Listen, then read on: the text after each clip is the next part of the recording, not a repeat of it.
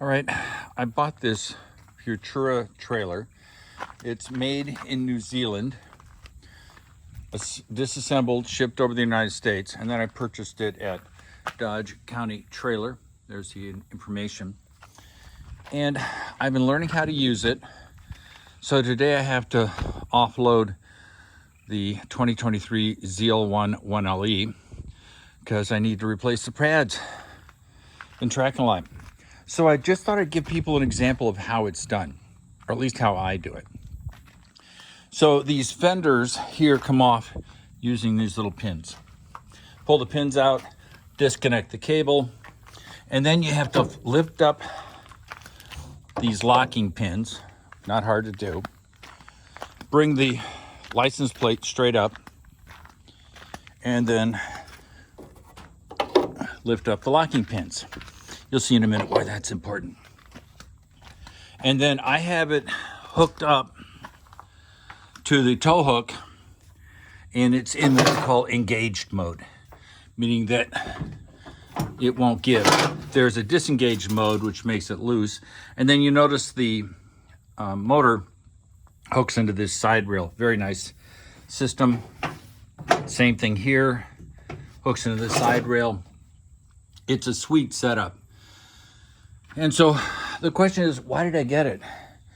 Well, because unloading and loading a car at track events is a pain in the butt.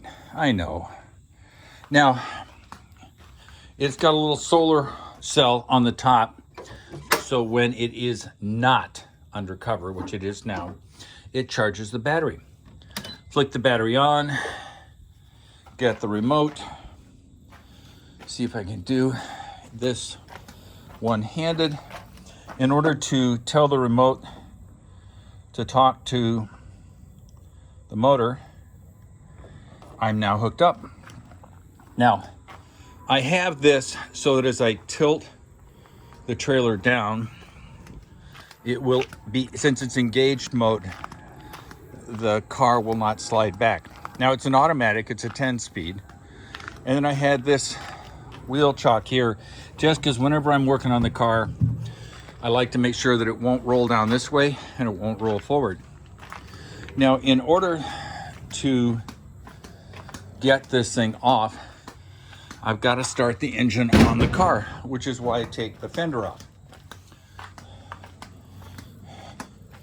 So get in, make sure that the door clears the tire, which it does.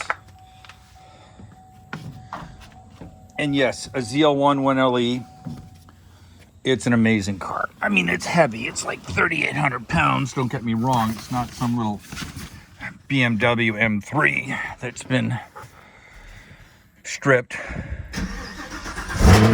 Oh, and the sound. Oh, if you could only hear it. Cold start. I put it in neutral. Slowly let off the brake to make sure it's not going to move. And it's not.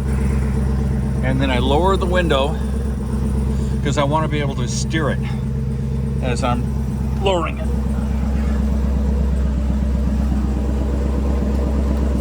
All right. Close the door, bring the remote out, and then we have the down mode. And what it's doing is it's bringing the back end of the trailer down, as you can see. Now you want it on a level surface, which makes sense, but sometimes things aren't clear. And since it's in neutral, it should start having gravity tug it. But since I have the tow rope already hooked up, it won't go anywhere. And this is a really nice system. And you can see I'm just sort of gently operating it until it's done. Now it's done. So I've got a flat surface. I've got the end of the trailer flat.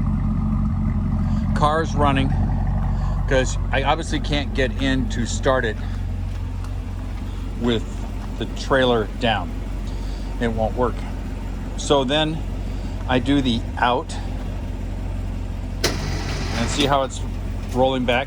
I just give it a little squirt, a little direction, and I'm looking at where the wheels are in relationship to the side of the trailer, about an inch, and that's true on both sides. This is a very wide car. Oh, I love the sound of a V8. And you can see here, and so I'm going to use this side to judge what I need to do to the steering wheel.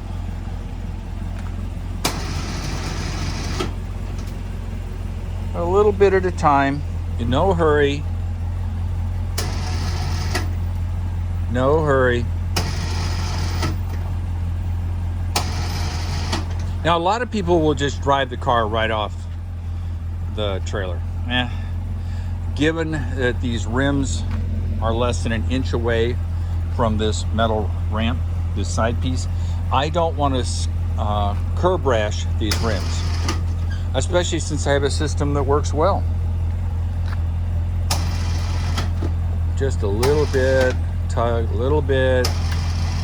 And if I did need to adjust it, which I always do when I'm loading it on, the car's running and I can just use the steering wheel to change the direction of the ramp, approaching the ramp.